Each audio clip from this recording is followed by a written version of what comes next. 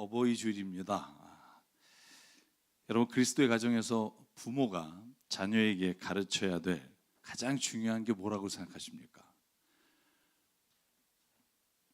네? 사랑. 네. 또 여러분 뭐가 제일 중요하다고 생각하십니까? 그리스도인의 가정에서 어떻게 하는 것이 가장 신앙을 물려주는 좋은 방법일까요? 주일에 교회에 나와서 매주, 죄송해요, 제가 이런 표현 써서, 끌고 나와서 같이 예배드리고, 또 매일 혹은 일주일에 한번 가정 예배를 철저하게 지키고, 식사 때마다 식사 기도를 돌아가면서 하고, 여러분, 이렇게 하는 게 신앙의 좋은 교육을, 또 신앙을 물려주는 데서 가장 중요한 거라고 생각하십니까? 제가 이렇게 물으면 여러분 아닌가? 이렇게 생각이 들 것 같은데, 저는 그거보다 훨씬 더 중요한 게 있다고 생각합니다. 그런 신앙의 태도, 어떤 형태보다 본질적으로 중요한 게 있어요. 그게 뭐냐 하면, 우리 믿는 그리스도인 부모가 하나님이 살아계시고 내 삶의 모든 순간마다 나를 인도하신다는 믿음이에요. 아무리 주일날 교회에 와서, 죄송해요, 끌고 와서 예배를 드리고 기도를 가르치고, 주일에 어떻게 기도하는지, 집에서 가정 예배 드릴 때 기도하는 것을 어떻게 해야 되는지 가르치는 거 중요하지 않다는 게 아니에요. 근데 여러분, 그리고 나서 집에 가서 여러분의 일상에서 일어나는 일, 여러분의 삶에서 일어나는 고통, 내가 원치 않는 어려움을 당할 때 여러분의 입에서 나오는 하나님에 대한 믿음이 있는지를 자녀들은 본다는 거예요. 진짜 우리가 하나님의 말씀 안에서 내가 어떻게 살아가느냐 하는 것을 자녀들은 보고 있지, 여러분이 말하는 걸 듣고 하나님을 찾지 않는다는 거예요.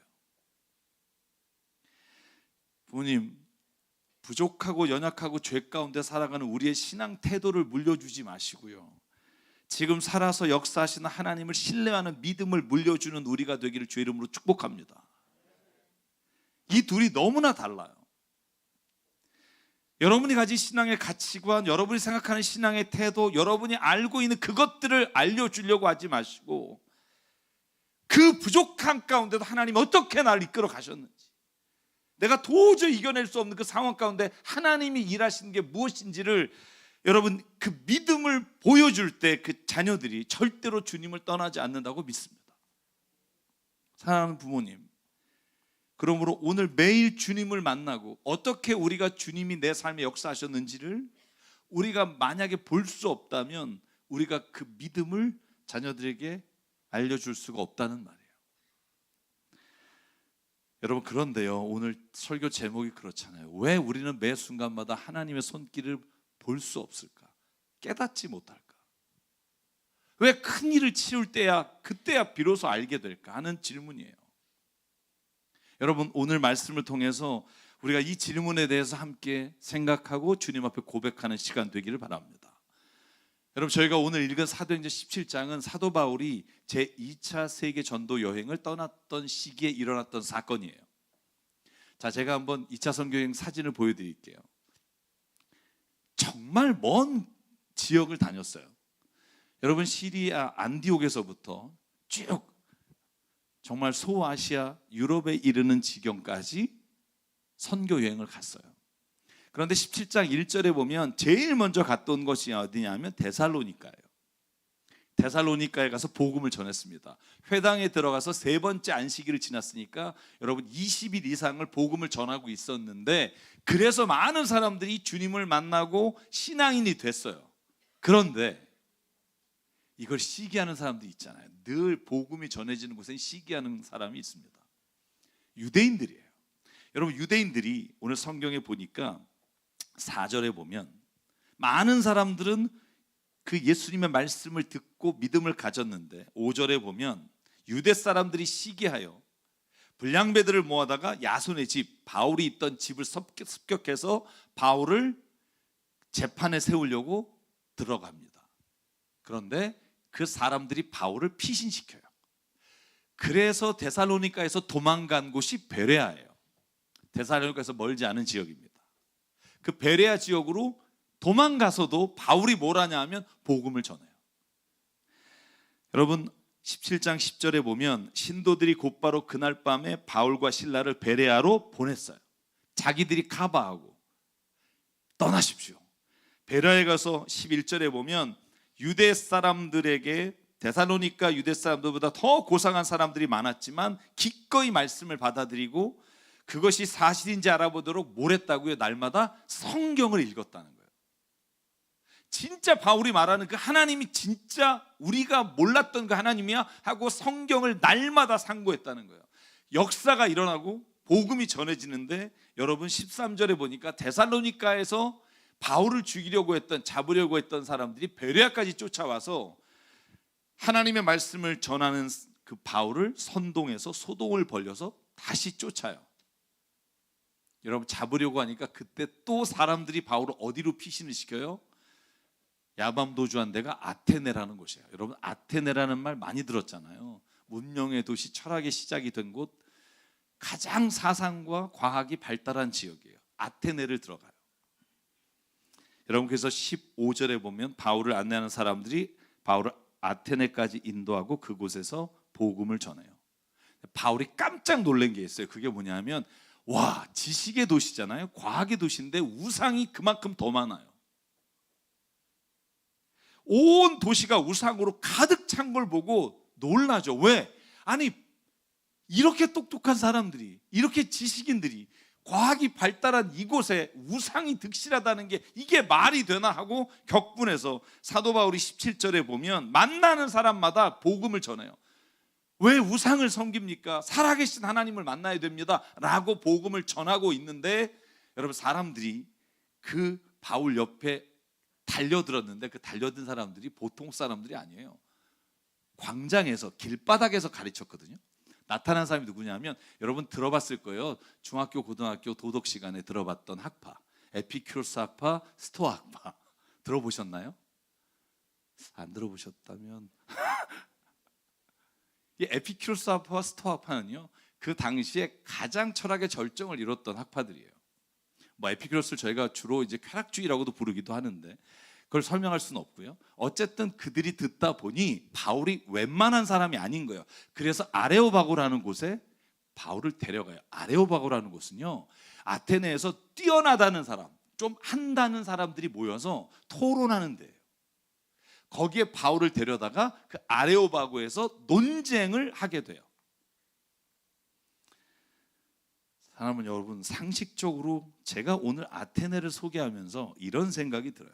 과학과 지성이 넘치는 곳에 우상이 왜 많을까? 그런 생각 해봤어요? 여러분 21세기는 종교가 더 이상 역할을 못할 것이다. 이게 19세기부터 시작된 소위 말한 계몽주의 이후에 인간이 생각했던 종교의 미래였어요. 21세기에 종교는 사라질 것이다. 웬걸요? 지식이 발달하고 과학 문명이 발달할수록 여러분 종교의 형태, 우리가 예배드리는 그런 종교가 아니라 유사 종교는 더 많아졌고요. 무당과 우상을 섬기는 사람은 더 많아졌어요. 왠지 아세요? 여러분 우리나라 한번 보실래요? 권력을 향한 욕망을 불태우는 권력자들이 여러분 무당, 도사들 찾아가요. 제가 누구 특정인을 말하는 게 아니에요. 모든 사람들이 그래요. 제가 알고 있는 사람들 대부분이 교회를 다녀도. 왜 그럴까요? 그 정도 공부하고 그 정도 권력이 있으면 여러분 그냥 우상이나 미신 따위는 안 믿을 것 같잖아요. 그런데 왜 그런 과학이 발달하고 지성이 넘쳐나는 곳에 우상이 더 많아질까요? 여러분 그건요 인간이 스스로 잘난 것 같고 모든 걸 아는 것 같지만 사실 자신의 인생에 대해서 자신이 할 수 있는 게 그렇게 많지 않다는 걸 더 깊이 깨닫기 때문이에요. 여러분 제가 질문 하나 해볼까요? 여러분은요 자신이 태어날 때 나라를 결정한 적 있으세요? 부모의 직업을 결정한 적 있으세요? 자신의 IQ나 재능을 결정하고 나온 분 있으세요? 전 그랬다면 제 집에서 안 태어났을 게 분명해요. 저는. 가난한 목사님의 집에서 제가 중3 때까지 우물물을 150m 길어 먹었다면 안 믿어요. 제가 그런 사람이에요. 제가 우물물 기가 막히게 뜹니다. 두레박 던지는 게요, 제가 어렸을 때부터 두레박을 잘 던졌어요. 두레박은 그냥 던지면 안 되고 모로 세워서 찍어야 돼요. 제가 중3 때 집에 처음으로 마당에 이 펌프 물질이 뚫어서 들어왔어요. 그래서 기념사진을 찍은 게 있어요. 이렇게 하고 저 안 태어났을 거예요. 여러분, 우리가 인생을 주체고 우리가 결정한다고요? 얼마나 많은 걸 결정하고 사세요. 여러분, 당신이 앞으로 어떻게 죽게 될지, 언제 죽게 될지, 어디서 죽게 될지 결정하고 가시는 분 있으세요? 인생에서 가장 중요한 걸 당신이 선택한 게 있냐고요. 기껏해야 대학 정도, 기껏해야 직업 정도, 결혼할 사람 정도. 여러분, 왜 사람들이 알면 알수록 자기 자신이 무엇인가 인생에서 주체적이지 않다는 걸 깨닫게 되는 줄 아세요? 내가 아는 게 너무 없는 거예요. 할 수 있는 게 너무 없는 거예요. 권력을 잡으면 잡을수록, 자기가 권력자로서 사람을 부리면 부릴수록, 아, 이거 인생이 허망한 거구나. 내가 말하는 대로 따라가는 사람을 보면 볼수록, 아, 세상의 사람들은 자기가 주체적이지 않구나. 여러분, 그걸 깨닫게 되는 거예요. 그래서 뭘 찾아요? 우상을 찾아요. 왜? 나는 좀 알고 싶으니까. 내 미래가 어떻게 되는지. 남 앞에는 잘난 척하지만 그 심중에는 너무나 두려운 거예요. 내가 이렇게 하다 언제 떠날지 모르고, 어떻게 비참하게 끝날지 모르니까. 내 자신이 인생에서 결정한 모든 것의 결론을 모르는 인생이라 늘 이성적인 것 같지만 그 뒤에는 우상을 따라 살아요. 그게 인간이라고요. 지식이 더할수록 공허하고 많은 것을 소유할수록 허무해요. 왜? 그것이 어떻게 나에게 쓰여질지 나조차 모르기 때문에. 그게 어떤 의미인지도 모르고 내가 지금 여기 왜 있어야 되는지에 대한 대답을 내가 내릴 수 없는 존재이기 때문에. 여러분, 그래서 바울이요, 그들 향해서 뭐라고 외치는 줄 아세요? 저는 이 대목이 제가 읽은 성경의 가장 위대한 설교예요. 저는 이 바울의 설교가 제가 읽은 어떤 설교 중에 가장 저의 마음을 뜨겁게 했던 설교예요. 그 설교가 오늘 읽은 본문의 말씀이에요. 사도 바울이 벌떡 일어나 22절, 바울이 아레오바고 법정 가운데 서서 이렇게 말한다. 아테네 시민 여러분, 내가 보기에 여러분은 모든 면에서 종교심이 많습니다. 왜? 내가 모르는 게 너무나 많고 내가 결정했다고 생각했으나 사실은 내가 결정한 게 아니라는 걸 깨달았기 때문에. 바울이 말합니다. 그러므로 나는 여러분이 알지 못하고 예배하는 그 대상이 누군지를 지금 여러분에게 말씀드리겠습니다. 멋있지 않아요?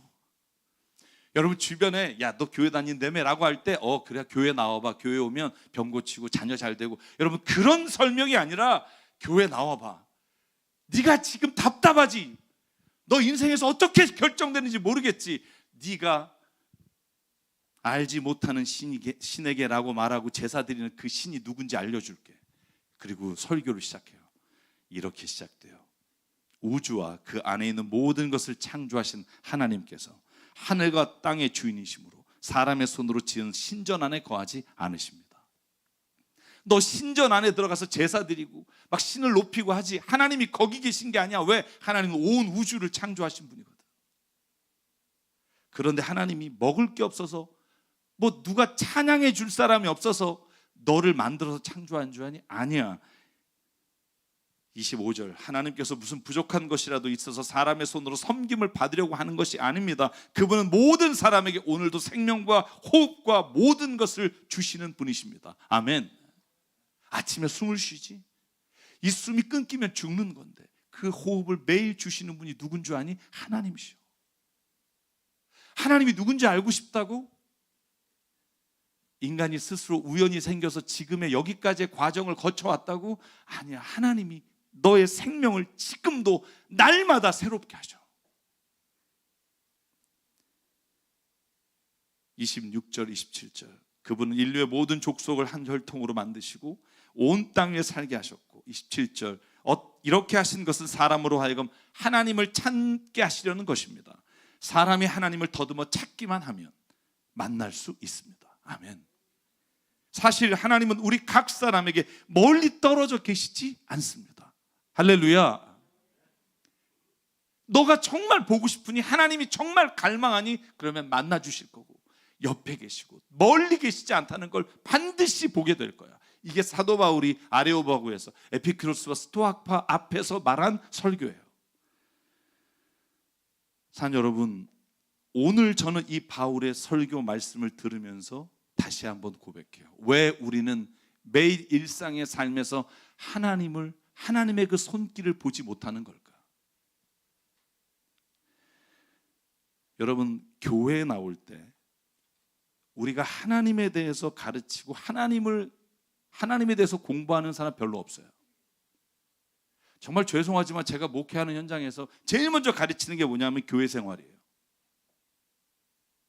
하나님이 누구신지. 사도 바울은요, 교회 생활을 가르친 적이 단 한 번도 없어요.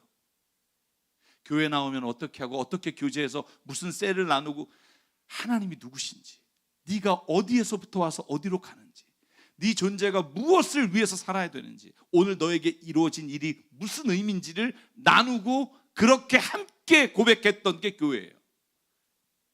살아계신 하나님을 알고자 하는 마음보다 교회 생활에 익숙한 사람을 만드는 거, 그게 교회가 되면 안 된다는 거예요.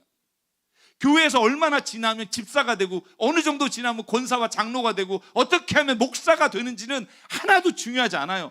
우리가 알아야 될 것, 하나님은 누구시며 그분이 살아서 어떻게 내 삶에 이끌어 가시고 지금도 내가 홀로가 아니라 하나님의 역사하심을 매일 아침에 호흡과 생명을 주시는 분임을 알게 되는지를 가르치고 듣고 나누는 게 교회가 돼야 될 줄 믿습니다. 사랑하는 여러분, 온 우주 만물을 창조하신 그 하나님이 멀리 떨어져 있지 않아요. 오늘도 내 호흡을 함께 하시고 내 삶에 역사하시는 분이에요. 그리고 가장 중요한 신앙의 선포를 하게 돼요. 28절이에요. 여러분, 이 고백은 어느 종교에도 이런 고백이 없어요. 왜? 기독교의 하나님과 예수 그리스도를 통해서만 주시는 복음이에요. 여러분 신입 가운데 어떤 이들이 이렇게 말한 적이 있죠? 우리가 하나님의 자녀입니다. 우리가 하나님의 아들이고 딸입니다. 우리는 하나님 안에서 살고 움직이고 존재합니다. 하나님이 없이는 하나도 우리의 삶이 이끌어질 수가 없습니다. 이게 바울이 말하는 우리 자녀의, 우리 그리스도인의 신분이에요. 우리는 하나님의 자녀입니다. 아멘. 따라서 내가 낳은 자식도 내 자녀가 아니라 하나님의 자녀입니다. 아멘. 이게 우리 그리스도인이 생각하는 어버이 주일의 자녀에 대한 고백이에요. 내 자식이 아니라 하나님이 주신 자녀입니다. 여러분, 그러므로 29절, 하나님의 자녀인 우리는 신을 사람의 기술과 고안으로 금이나 은이나 들에다가 새겨 만든 것과 같이 생각해서는 안 됩니다. 하나님을 어떤 목각이나 어떤 형상을 만들어 놓고 이분이 하나님이다라고 말하는 것은 하나님 앞에 큰 죄입니다. 그리고 우리에게 이렇게 말해요. 회개하라고 명하십니다. 사랑하는 여러분, 저는 오늘 이 어버이 주일의 가정의 달에 선포해요. 우리는 하나님의 자녀입니다. 우리는 하나님의 형상을 따라 지음받은 귀한 존재입니다. 제가 어제부터 예담기를 시작해요. 진짜 주님을 알고 싶은 분들 딱 3-4명만 제가 모시고 제가 그분과 끊임없이 질문하고 끊임없이 그분의 삶에서 하나님이 어떻게 역사하시는지를 나눠요. 어제 얼마나 은혜가 있었는지 몰라요. 교회를 떠났던 분들, 하나님을 알고 싶은데 자꾸 부정적인 생각이 들어서 믿음이 사라진 분들, 여러분, 우리가 해야 될 것은 정말 세상에 그 하나님이 누구신지를 알리는 거. 성경이 말해요. 시편 2편 7절, 너는 내 아들이다. 오늘 내가 너를 낳았다. 제가 여러분 예단길의 주제 중에 하나님이 왜 나를 사랑하십니까? 라는 주제를 가지고 제가 쓴 교재에 이렇게 썼죠. 하나님 왜 나를 사랑하시냐고요? 대답은 딱 하나예요. 하나님이 널 낳으셨기 때문이다. 제가 저희 딸이 어렸을 때, 아주 어렸을 때, 자기가 열이 40도 지났을 때, 막 41도 됐을 때, 제가 여러분에게 얘기한 적이 있을 거예요. 제가 혼자 금요기도회를 다녀와서 아내가 하루 종일 애를 보다가 들어갔을 때 제가 아이에게 이렇게 막 물수건으로 이렇게 해줄 때 갑자기 걔가 새벽 2시인가 일어나서 벌떡 보더니 저의 얼굴을 딱 쳐다보면서 저에게 이렇게 말했어요. 아빠야? 그래서 응. 제가 워낙 집에 일찍 안 들어가서 오래간만에 봐서 아빠야. 그 다음 말이 뭐냐면 아빠 왜 나를 사랑해? 이 질문이었어요. 전 그 질문을 잊을 수가 없어요. 제가 대답을 못했다는 거 아니에요. 왜 사랑하지? 네가 나중에 돈 벌어서 나 람보르기니 사주지 않을까? 네가 나한테 좀 뭔가 좋은 걸 해주지 않을까? 이래서 사랑하나? 그때 제가 한참 더듬다가 대답한 게 뭐냐면 엄마 아빠가 너 낳았잖아. 그 대답 외에 할 수 있는 말이 없더라고요. 여러분 혹시 저에게 더 좋은 대답이 있으면 알려주세요. 자녀를 왜 사랑하는지 물어볼 때 이렇게 너가 전교 1등 하잖아. 여러분 그러면 옆집 애를 사랑해야 돼요. 너가 제일 예쁘잖아. 건너집 애를 사랑해야 돼요. 대답이 하나님, 내가 널 낳았다. 여러분 많은 성경의 사람들이 물어봐요. 하나님 왜 날 사랑하세요? Why me? 왜 나 같은 자를 하나님 떠나세요? 그럴 때 하나님 뭐라 그래? 내가 너를 사랑한다. 내가 너를 지명하여 불렀나니 넌 내 것이다. 야곱아 널 창조하신 자가 하나님이 말한다. 이스라엘아 널 조성하신 자가 말씀하신다. 너는 내 것이다. 내가 너를 얼마나 보배롭고 존귀하게 여기며 사랑하는지. 여러분 이사야 43장에 하나님이 이스라엘을 향한 고백이 오늘 우리에 대한 고백인 줄 믿습니다. 여러분 이게 바울이 말한 오늘 하나님에 대한 증거예요. 그런데 여러분 사도 바울이 그걸 로마서에서도 8장 14절에 말합니다만 제가 이 본문은 시간 때문에 넘길게요. 마지막으로 생각해 봅시다. 사도 바울이 3차에 걸쳐서 선교 여행을 떠났어요. 그런데 바울이요 가려고 했던 목적지로 선교를 간 적이 거의 없다는 거 아세요? 그가 이동한 모든 경로가 아까처럼 데살로니가에서 말씀 전하다가 야밤 도주에서 쫓겨간 게 베레아였고, 베레아에서 말씀 전하고 막 여기서 어떻게 좀 교회를 세우려고 했는데 거기서 사람들이 핍박해서 쫓겨나서 온 게 아테네예요. 여러분 모든 바울의 선교 여행에는 이 고난과 역경과 자기가 계획하지 않았음에도 끌려갔던 자리가 가보니 하나님의 역사가 일어난 고린도 교회였고 하나님의 역사가 일어난 안디옥 교회였고요. 물론 안디옥 교회는 초창기에 바울이 가서 은혜 받은 교회이긴 합니다만 하나님께서 우리의 삶을 어떻게 인도하시냐면요, 우리는 보지 못하지만 내가 선택한 것처럼 여기지만 사실은 그 모든 선택과 결정의 길에 하나님이 함께 하셨다는 것을 볼 수 있는 게 믿음의 눈이에요. 여러분 우리가 함께 오늘 마지막으로 말씀 나누려고 하는 게 이거예요. 하나님은 우리의 모든 삶에 하나님의 손길로 역사하고 계십니다. 아멘. 그걸 볼 수 있는 눈을 가진 사람이 그리스도인이에요. 불가피하게 선택한 길처럼 보이지만 사실은 그 모든 선택을 가능하도록 인도하시는 분, 그분이 하나님이세요. 여러분 사도행전 17장 말씀을 읽으면서 저와 여러분이 아테네 사람처럼 하나님을 믿고 있지 않은지를 생각해 봤으면 좋겠어요. 무슨 말이냐면 여러분 진짜 매 순간마다 하나님의 손길을 느끼며 사세요? 아니면 특별한 고통과 어려움과 절기 가운데 하나님을 찾으세요? 저는 우리가 하나님을 의식하고 만나는 자리가 어떠한 특별한 연례 행사처럼 되는 경우가 얼마나 많은지 몰라요. 간절할 때, 뭔가 필요할 때 하나님을 찾아요. 여러분 그러니까 우리가 하나님의 손길을 매일 마주하지 못하는 거예요. 뭔가 어려움이 왔을 때 절실하게 금식기도 하다가 그 순간이 지나가면 우리가 하나님을 기억하거나 매 순간 나의 삶에 역사하시는 하나님을 보지 않기 때문에. 그러나 하나님은요 매 순간 우리의 삶에 동행하고 계시다고요. 매 순간 여러분과 저의 삶의 모든 결정권 앞에 하나님이 우리를 이끌어 가신다고요. 사랑하는 여러분, 저는요 우리가 하나님을 임마누엘 동행하시는 하나님으로 살아가기 주의 이름으로 축복합니다. 하나님은 내 인생의 스페셜 게스트가 아니에요. 막 중요하고 필요할 때 쫙 나타나서 해결해 주시는 분이 아니에요.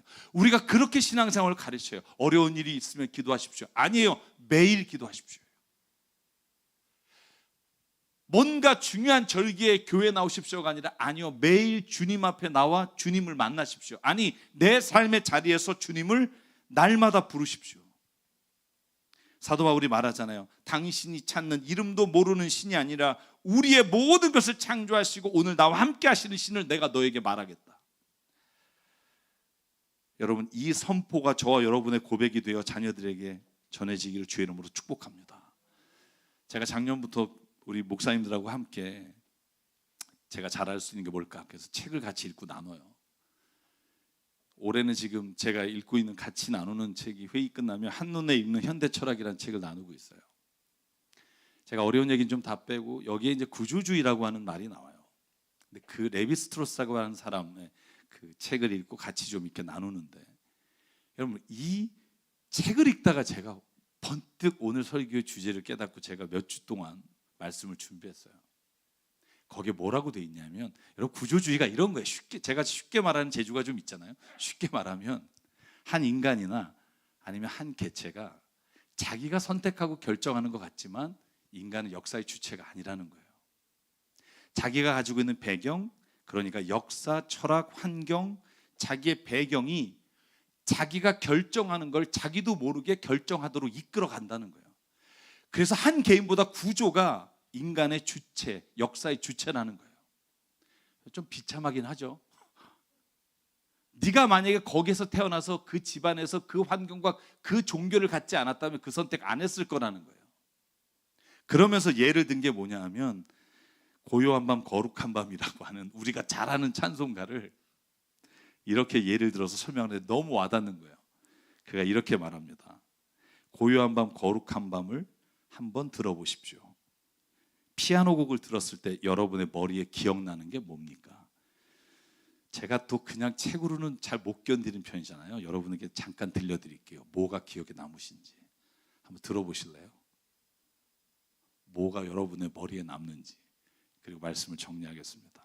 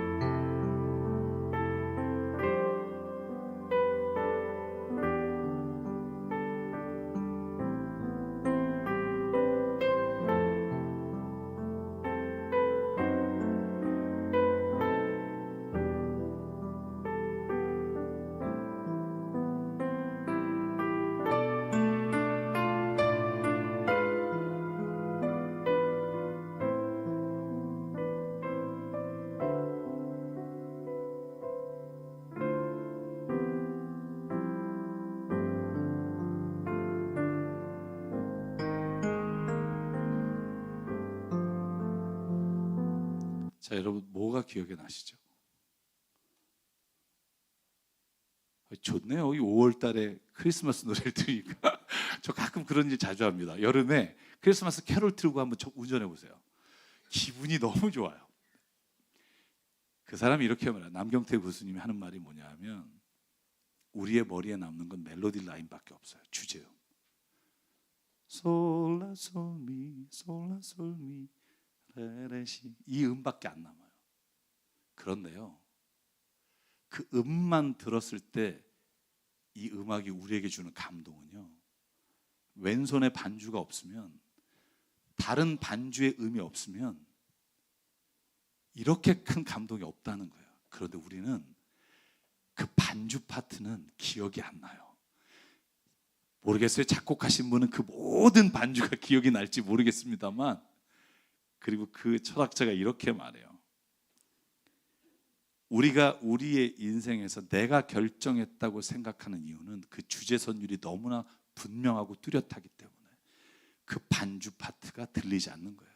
근데 저는요, 누가 목사 아니랄까 봐 제 머리에 확 스치는 게 뭐냐면, 왜 우리의 인생에 하나님이 함께 하시고 매 순간마다 손길로 이끌어 가시는데 못 보는 줄 아세요?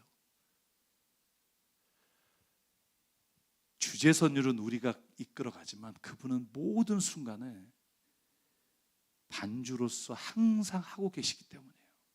때로는 피아노 반주일 수도 있고요, 체인보일 수도 있고요, 오케스트라 반주일 수도 있는데, 우리가 가고 있는 인생길에 우리의 삶의 걸음걸음을 그 하나님의 놀라우신 인도하심 가운데 가고 있기 때문에 우리가 그것을 볼 수 없으나, 그러나 그것 때문에 우리의 인생이 빛나고 있다는 거예요. 내 인생이 괴롭고 힘들 때 나 혼자 버텨낸다고, 그래서 내 선율이 좀 더 명확하게 그려지지만, 그러나 그때도 하나님은 내가 홀로 지쳐 걸어갈 때 하나님이 그 뒤에서 모든 일에 역사하심이 있었기에 지금 우리가 이렇게 있을 수 있다고요. 그걸 볼 수 있는 눈이 뭐예요? 오늘 바울이 말해요. 하나님이 당신을 쉴 때마다, 당신이 어떤 일을 할 때마다 그 곁에 계시다는 걸 보아야 합니다. 볼 수 있다면 저는 매 순간 하나님의 인도하심을 날마다 감사하며 살아가는 은혜의 날이 될 수 있는 줄 믿습니다. 귀를 열고 눈을 들어서 보라는 거예요. 그러면 우리가 희미하게 들렸던 반주 파트가 들리는 거예요. 그런데 그것이 없으면 멜로디 라인이 아무 의미가 없을 때가 있다고요. 어차피 우리 반주자님 반주 마지막 반주하러 나올 텐데 나와서 한번 오른손만 쳐줄래요? 솔라솔미 그냥 단음만. 네.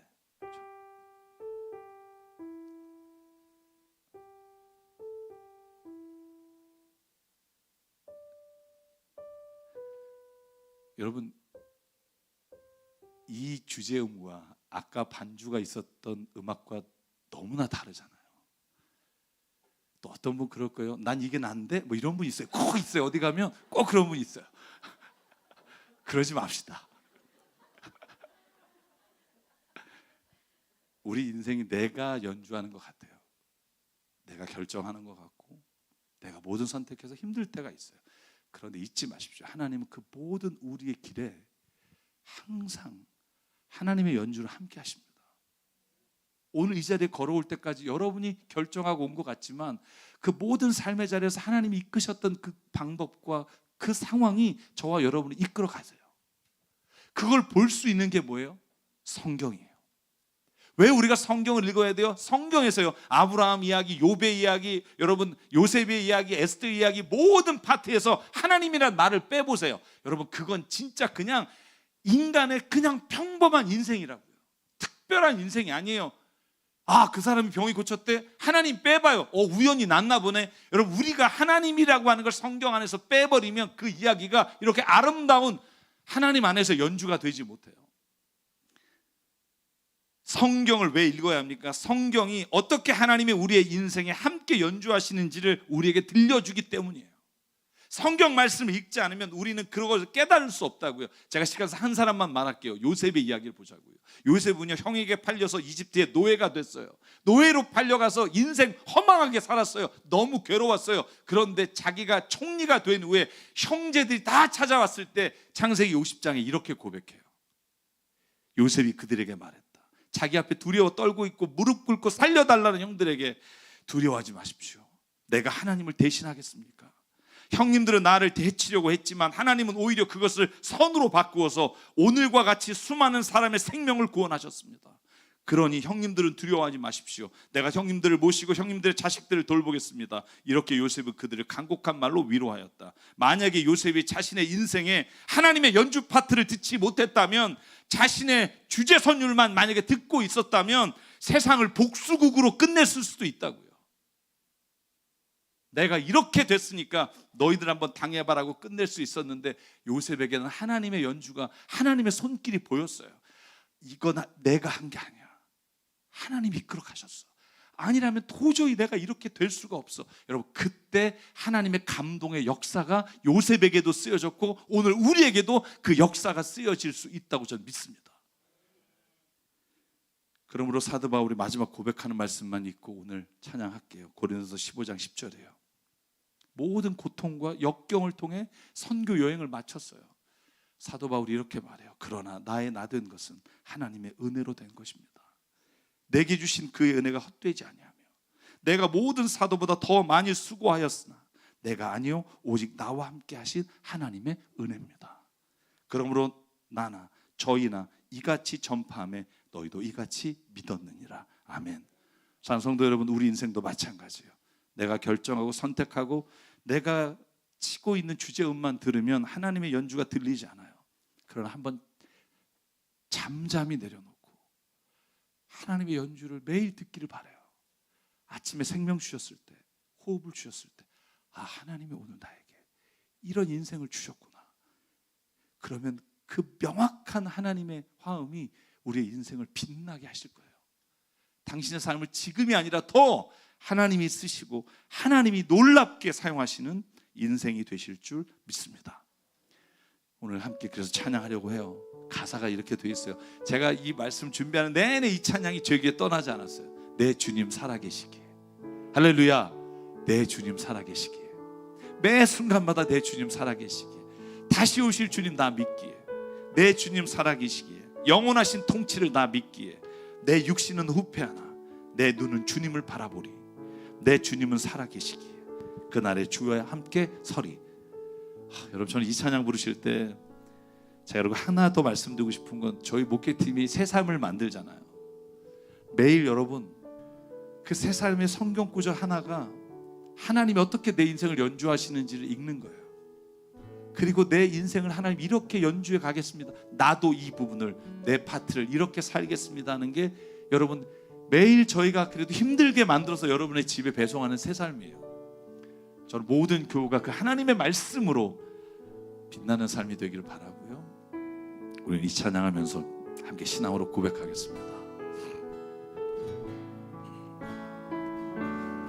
내 주님 살아계시기에 다시 오실 주님 나 믿기에. 내 주님 살아계시기에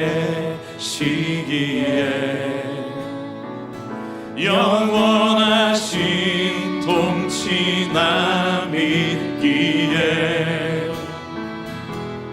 내 육신 부패하나 내 눈은 주 바라보리.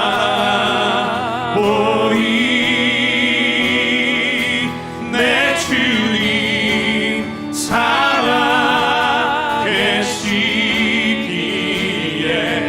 그날에 주와 함께 서리. 내 주님 살아계시기에 그날에 주님 곁에 서리. 우리 일어나서 한 번 더 고백할게요. 내 주님 살아계시기에 다시 오실 주님 나 알기에. 내 주님 살아계시기에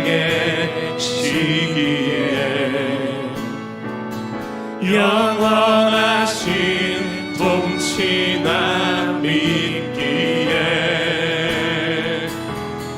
내 육신 후패하나 내 눈은 주 바라보리.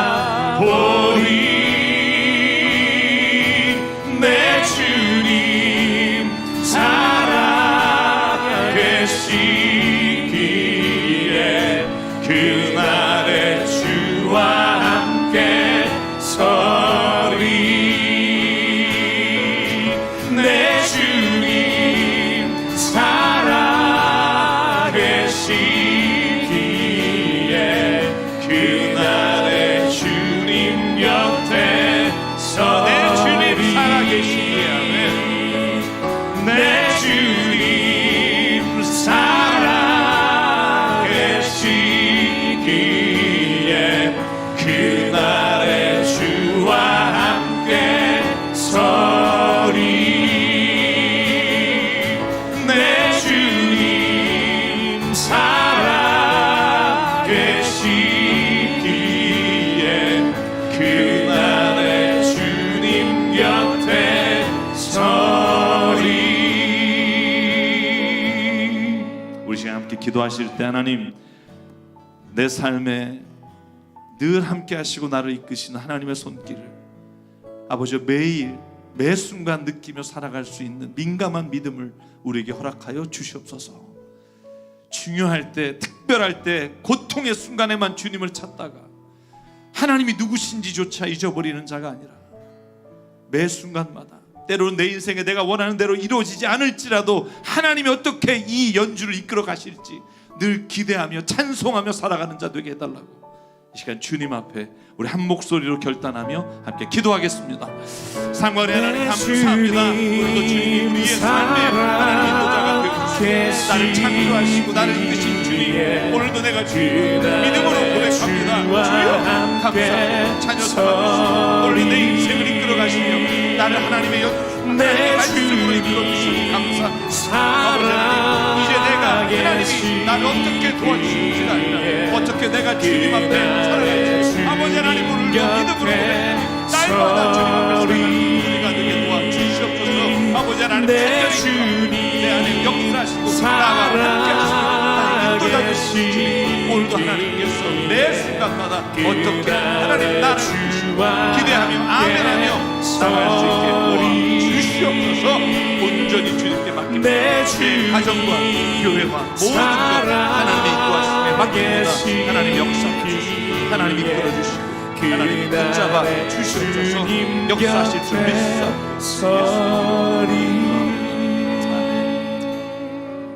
아멘. 주님 살아계시기에 오늘도 나 홀로 걷는 게 아니라 매 순간 하나님의 손길이 있음을 이 시간 고백합니다. 하나님 감사합니다. 세상의 사람처럼 허망하게 살다가 알지도 못하는 신에게 경배하며 인생을 허비하다가 우리의 인생을 마치지 않게 하시고 내가 여기에 왜 있는지 성경의 말씀을 통해 하나님이 오늘 나를 이 가운데 이끄신 이유와 목적을 발견하며 그 가운데 주님의 나라와 하나님의 천국의 소망을 이루어가는 자로 살아가게 도와 주시옵소서. 가정을 주시며 감사합니다. 가정에 하나님의 연주가 늘 있음을 보게 하여 주시고 힘들고 어려운 일, 자녀와 부모와 하나님 우리가 겪는 그 모든 상황 가운데 하나님은 오늘도 기가 막힌 연주를 계획하고 연주하고 계심을 보게 하여 주시옵소서. 우리에게 주신 생명과 시간과 달란트와 모든 물질이 주님의 것임을 알아 주님께 드립니다. 사용되는 곳마다 하나님의 나라와 뜻이 이루어지게 하여 주시옵소서. 이제는 우리 주 예수 그리스도의 은혜와 하나님 아버지의 무한하신 사랑과 성령님의 감동, 감화, 충만, 교통, 위로하심이 오늘 이 시간 내 인생을 지금도 연주하고 계시며 나와 동행하시며 나를 이끌어 주심을 믿음으로 살아가길 다짐하는 여기는 한 분 한 분 머리 위에 가정과 일터 위에 주님 세우신 새사람교회 위에 지금부터 영원토록 함께 하시기를 간절히 축원하옵나이다. 아멘.